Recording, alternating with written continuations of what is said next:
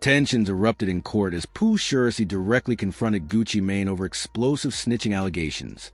What was once a strong alliance under 1017 records has now unraveled into a very public clash, one filled with accusations, betrayal, and high-stakes drama. As Shiesty begins calling out names and pulling others into situation, the controversy continues to escalate, changing everything. The situation took a serious turn when federal authorities stepped in. On April 2nd, 2026, the United States Department of Justice held a press conference in Dallas that sent shockwaves through the hip-hop world. Officials announced that 9 individuals, including one of the most highly anticipated comeback artists, had been charged in connection with federal kidnapping and armed robbery. At the center of the case was a victim described as one of the most legendary figures in trap music. This wasn't speculation or internet gossip. It was a formal federal case backed by substantial evidence. Authorities cited ankle monitor data, surveillance footage, fingerprint analysis, rental car records, Greyhound bus tickets, and even social media posts in which suspects allegedly flaunted stolen jewelry just a day after the incident. At the top of the criminal complaint was Lantrell Williams Jr., better known as Pooh Shiesty. According to prosecutors, he allegedly held his own mentor and label boss, Gucci Mane, at gunpoint, forcing him to sign a record contract release while being threatened with an AK-style firearm. The accusations paint a shocking picture of betrayal involving the very person who once supported Shiesty through legal troubles and kept him on the roster when others were let go. The case traces back to a federal courtroom, where the severity of the charges could potentially result in life imprisonment. During the April 2nd announcement, U.S. Attorney Ryan Ray Bell addressed the media in the Northern District of Texas, confirming the arrests of 9 individuals. Among them were Pooh Shiesty, his father Lantrell Williams Sr., and fellow Memphis rapper Big 30, Rodney Wright Jr.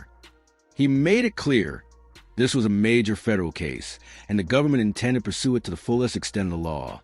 This week, 9 individuals, including well-known musical artists, kidnapped and robbed at gunpoint numerous victims at a music studio in Dallas, Texas. 9 individuals were allegedly involved in a brazen kidnapping and armed robbery at a music studio. The U.S. attorney then laid out the government's version of events in detail.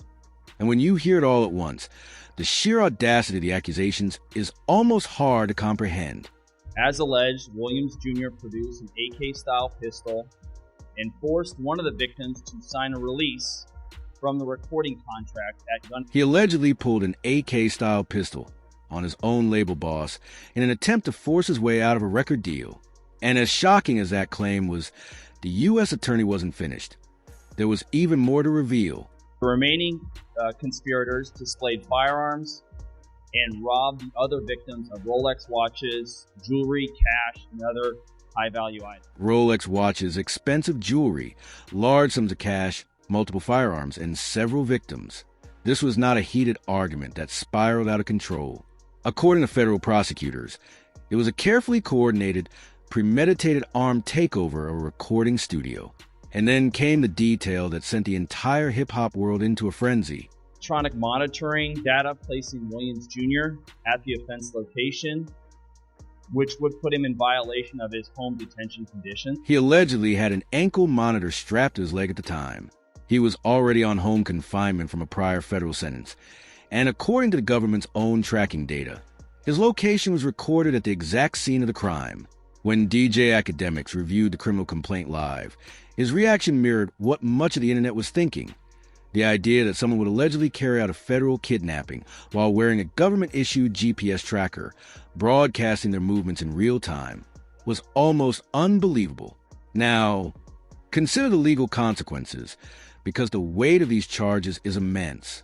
Federal prosecutors have charged all 9 defendants with serious offenses, including kidnapping under 18 U.S.C. Section 1201, conspiracy to commit kidnapping, and violations of the Hobbs Act involving armed robbery. These are not state-level charges.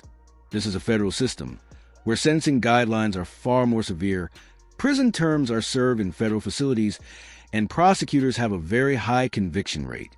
During the press conference, When a reporter asked what kind of prison time the defendants could be facing, the U.S. Attorney's response made the gravity of the situation unmistakably clear. Mandatory minimum in this case, it's a range of punishment, and it'll be in the province of the judge, whoever gets the case.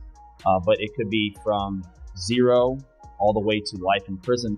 The possible sentence ranges from 0 years to life imprisonment, and that alone shows the seriousness of the case.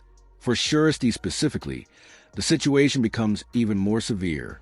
He was not simply a free man accused of making a reckless decision.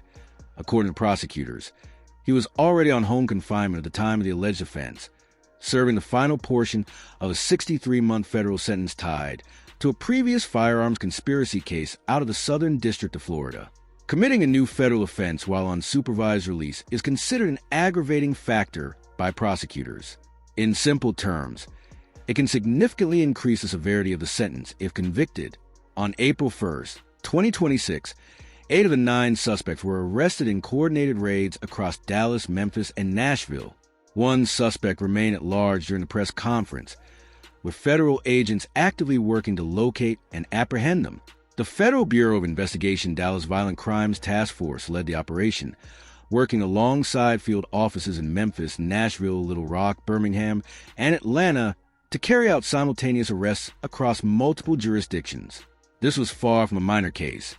It was a multi-state federal manhunt that had reportedly been building quietly since January.